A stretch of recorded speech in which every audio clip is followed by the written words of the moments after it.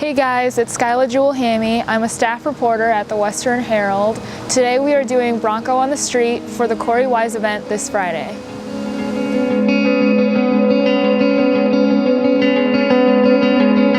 I know a lot about Korey Wise. I know the struggle that he went through from the documentary When They See Us and what he went through to now. I've heard about him a little bit. And it's a shame that I only heard about it like recently.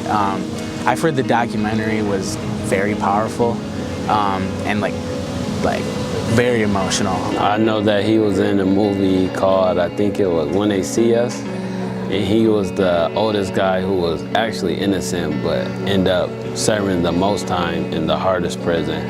Yes, I watched it, and it was hard to watch that. But so much of that happens from everyday life.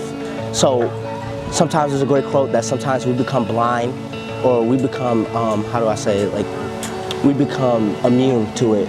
And that's sometimes what I felt a little bit watching it, but some of it was very emotional when I was watching it. The first actual episode, it wasn't, but as it got on, it got harder and harder.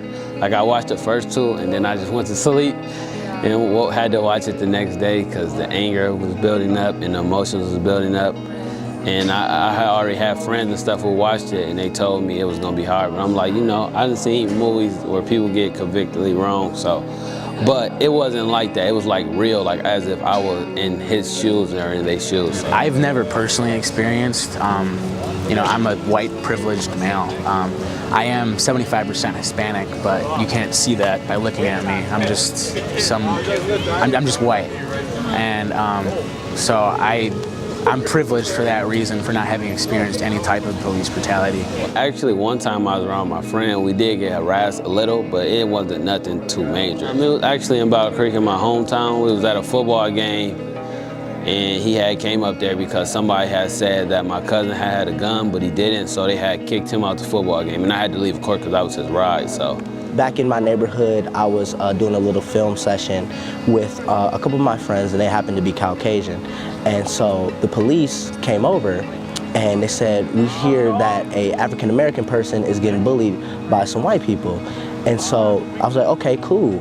All right, that's not us. But he still had me go on the ground, not the Caucasian people, me, go on the ground and spread everything, make sure I was okay, and state my name, what I was doing out there. But I was like, well, sir, if your description is that an African-American person is getting abused, then why am I on the ground if I'm the person that might be getting abused? And he said, shut up, you know, things like that. So yeah, that's just one thing that happened, but it happens, you know, it just happens. I know my dad, for example, like when he first came here, he didn't speak any English, and like some guy sold him like a possum on the street, and he thought it was chicken, and they told him it was chicken, and it wasn't.